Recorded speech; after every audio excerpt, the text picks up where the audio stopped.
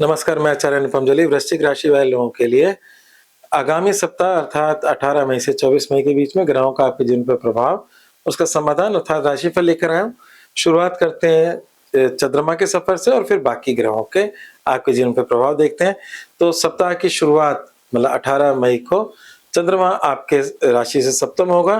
सप्तम चंद्रमा अच्छा है, मौज शौक में वृद्धि करता है, आपके जीवन में नए-नए आयामों में आपको जीवन जीने की प्रेरणा देता है और साथ ही साथ वैवाहिक जीवन के लिहाज से भी चंद्रमा को अच्छा मानते हैं 7वां चंद्रमा गोचर का।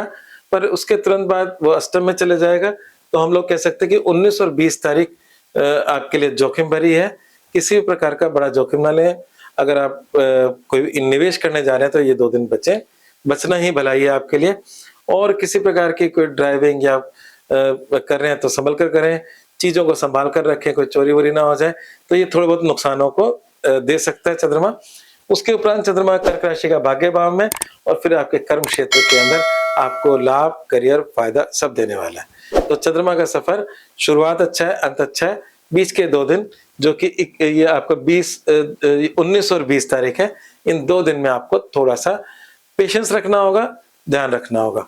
बाकी ग्रहों की अगर हम सिलसिलेवार बात करें तो विवाह के खाने में थोड़ी-सी चिंताजनक बात आ रही है। बुध और शुक्र का एक्सचेंज आपके वैवाहिक जीवन का लॉर्ड अष्टम में और अष्टम का लॉर्ड वैवाहिक जीवन में है। ये कॉम्बिनेशन कोई खास अच्छा नहीं है। ये कॉम्बिनेशन है कि अभी आपको आपके जो जीवन साथी है उनके अगर व्यवहार में कुछ परिवर्तन आ रहे हैं तो थोड़ा-सा धैर्य रख लें, अन्यथा चीज़ें बिगड़ सकती हैं। दूसरी बात ये है कि सूर्य बुध का यहाँ बैठना सप्तम में कई सारे व्यापारिक प्रस्ताव को आपके पास ला सकता है, पर इस समय कोई जल्दबाजी दिखाना आपके लिए ठीक नहीं है।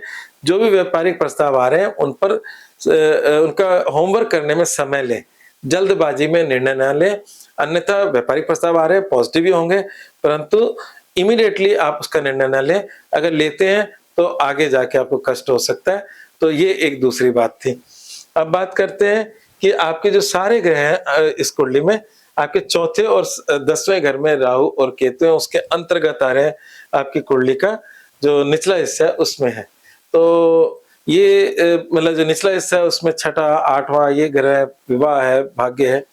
तो इन सब में से ये जो कालसर्प योग की स्थिति बन रही है जो अगले हफ्ते समाप्त हो जाएगी, चंद्रमा निकल जाएगा। तो इस समय शिव अर्चना आपके लिए लाभकारी रहेगी। कालसर्प योग जैसी स्थिति बनी हुई है, तो चांदी का नाग नागिन का जोड़ा शिवलिंग पे चढ़ाना आपके लिए लाभकारी रहेगा, क्योंकि नुकसान के समय पे पूजा पाठ आपको लाभ देती है और जब ऐसी स्थिति बनी हो तो जरूर करनी चाहिए, इसमें मुझे कोई शक नहीं है। मंगल आपकी राशि से अष्टम में स्वग्रही हो गया है और आपकी राशि को देख भी रहा है। तो यहाँ पर 2 बातें निकल कर आ रही हैं। आपको बल भी प्रदान कर रहा है, पर आपके शत्रुओं की वृद्धि भी कर रहा है। तो शत्रुओं से लड़ने की ताकत भी दे रहा है। तो ये दोनों ही बातें साथ-साथ चलेंगी और मेरे ख्याल से इसमें कोई बुरी बात नहीं है। शक्ति भी मिल आपके पास शक्ति है तो फिर सब कुछ सब अच्छा ही अच्छा है। ठीक है ना? तो ये आपके समय है, इसमें हम इतना कह सकते हैं कि बस चिंताजनक जो 2 बातें हैं, वो है आपके व्यापारिक लोगों के लिए ये समय कोई खास अच्छा नहीं है। नौकरी पेशा लोगों के लिए समय साधारण है, जैसे चल रहा था वैसे चलता रहेगा। तो इसलिए मैंने कहा कि जो व्यापारिक प्रस्ताव भी है, उसके लिए थोड़ा-सा केयरफुल रहें। उपाय ज़रूर करें इस हफ्ते और उपायों में मैंने 2 उपाय लास्ट में लिख कर रखे हैं। वो है हनुमान साटिका का पाठ और कौओं को चावल डालना शुक्रवार को। ये 2 उपाय भी आपको लाभ देंगे। उससे पहले मैंने शिव जी का उपाय बताए। इन 3 उपायों को अपने जीवन में जोड़ लें। इस हफ्ते की जो प्रॉब्लम्स हैं उनको बहुत हद तक आप सेव कर पाओगे। ठीक है? और एक मूल मंत्र है, कार्य को गुप्त रखने में ही आपकी भलाई है, तभी आपको फायदे हैं, क्योंकि आपके अष्टम में गुरु और शुक्र बैठे हैं। शुक्राचार्य तो खुद भी मायावी थे, असुरों के गुरु थे और बृहस्पति मतलब देवताओं के गुरु हैं।